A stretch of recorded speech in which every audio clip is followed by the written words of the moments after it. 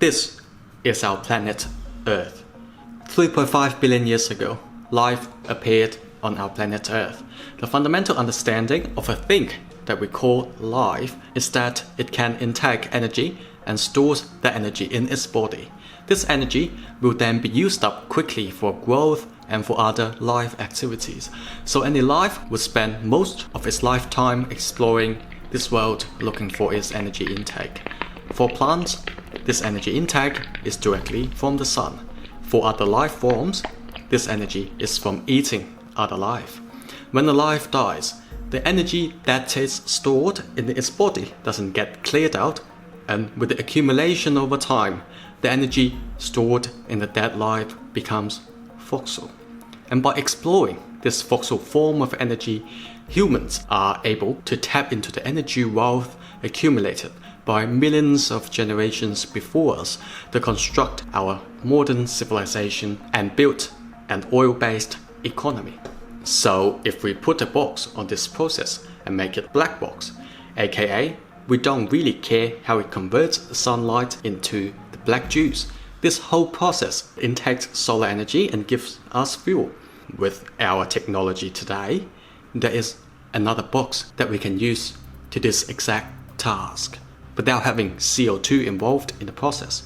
That is green hydrogen from the electrolysis of water. So welcome to 1 kg CO2, and today we will talk about hydrogen, specifically whether we can replace oil with hydrogen. Without further ado, what is oil all about? Every year we would refine and consume about 35 billion barrels of crude oil. The majority of oil will be used on the roads by all sorts of vehicles, and then there is the oil used for non-energy purposes, aviation, industrial, shipping, etc. Each barrel of oil contains 6,120 megajoules of energy that we can exploit.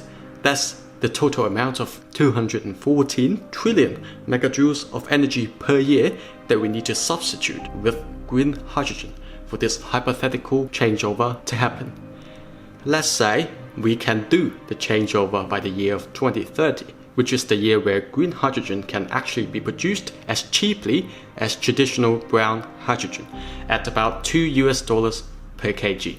Of course, if we replaced all the oil in the world, it would be certain that we run into hydrogen manufacturing hell. But let's assume we can produce as much hydrogen as we ever need by then. With a bit of calculation, the estimated total value of hydrogen to replace oil becomes $3.2 trillion per year. Although the traditional oil giants like ExxonMobil and Shell might not like this idea, this new hydrogen industry will actually be great, at least on paper, because green hydrogen can be produced wherever renewable energy is. Every country has its own renewable energy source. By converting our energy source into a local manufacturing sector, rather than relying fully on a mining sector, geography is no longer the limit. Yes, some countries might have more abundant renewable energy potentials than others, but our world's energy will no longer just be taken from a unique few locations. It's like we can finally democratize fuel.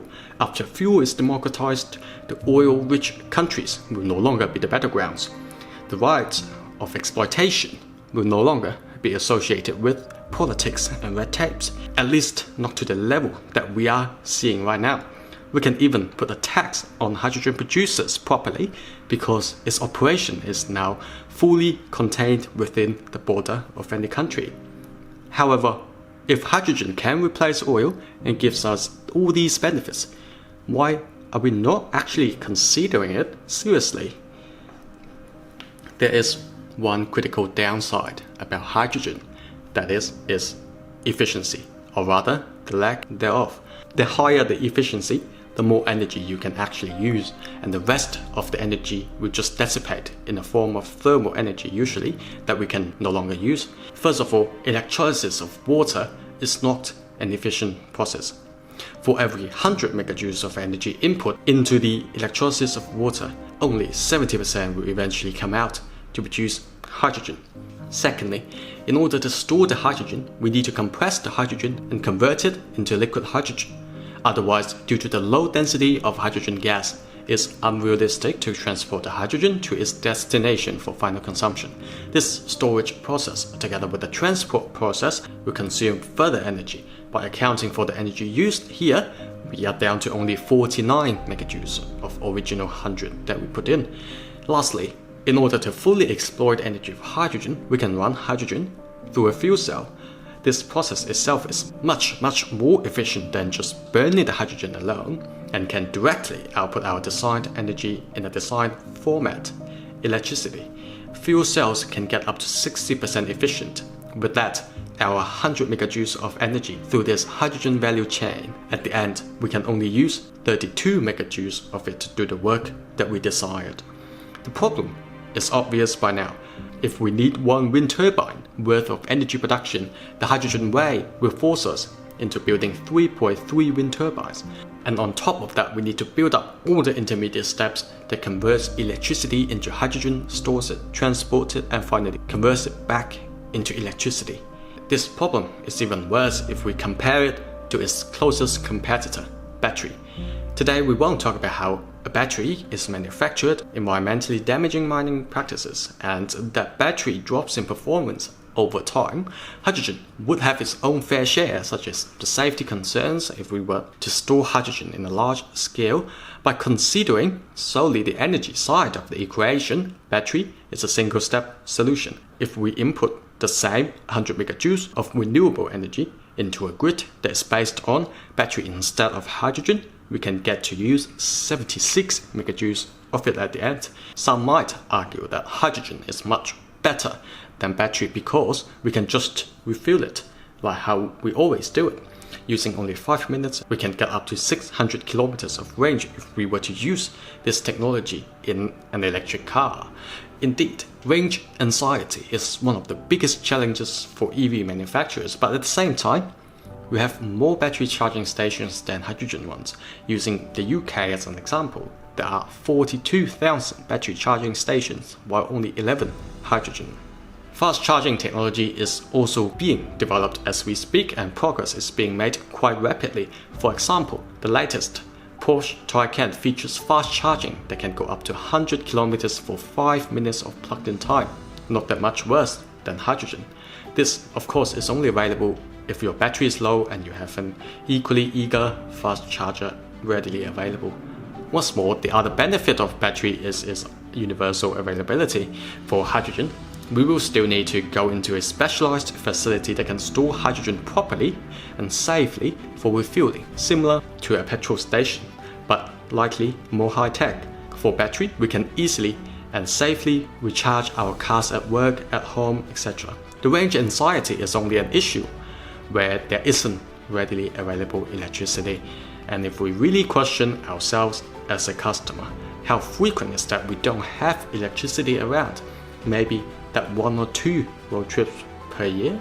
And that road trips would need to be in some outlying regional areas, since if we go for road trips around any major routes, we are almost guaranteed to have recharge stations along the way, at least in most developed countries. And if we look at the chart of oil use, it may just be easier to get battery-powered cars instead of hydrogen fuel cells, since we have already established a substantial amount of infrastructure that supports batteries. Further to that, customers are better off not having to pay for the extra fuel due to the inefficiency that comes with hydrogen. With the biggest slice of the pie gone to battery already, what's realistically left for hydrogen will just be aviation and then shipping. In these sectors, hydrogen has the potential to outperform battery and is more convenient because range now becomes way more important, where neither flying nor sea navigations can have the luxury of a readily available electricity grid around. This is not to say that the combined value of aviation shipping is anything small. They add up to 14% of the existing oil economy. It's just that the realistic maximum hydrogen market size per year is not going to be 3.2 trillion US dollars, but about 450 billion US dollars. And 450 billion US dollars is actually the same amount of how much Bitcoins grew in total value in the first half of 2021. It turns out replacing the entire oil economy with hydrogen, despite a lot of benefits on paper, might not be realistic.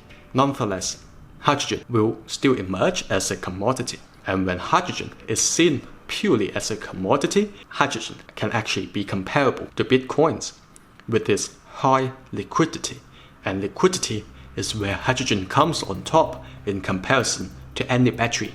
Liquidity can turbo boost hydrogen in the financial market, and this will need a whole dedicated episode of its own in order to explore properly. But for now, it's very hard to believe that hydrogen is the next oil. Yes, it may have the potential to replace 14% of the oil economy, but it will more likely need to coexist with a battery-dominant energy infrastructure, filling in the gaps where battery cannot reach, such as aviation or sea navigation. At the end, when I think back to the beginning, where I thought hydrogen might be able to replace oil just from the looks of it, it was likely just the human psychology in me. I was trying to compare apple to apple. When the oil apple goes bad, I was hoping that hydrogen apple would be our next hope. But what I have learned is that the future of energy will be different, and this time more dynamic. We won't be just relying on a single source of energy and risk starting wars just to fight over it.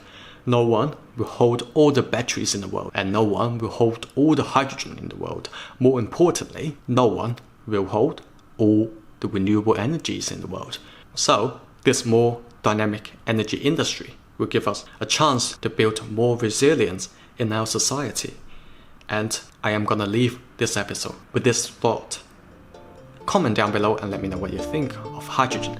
And if you enjoyed your time here with 1 kg CO2, consider liking and subscribing. Join me if you subscribe today. I will remove 1 kg of CO2 of our atmosphere in your name, and I look forward to doing that. Thank you very much for watching and for your support. Have a wonderful day.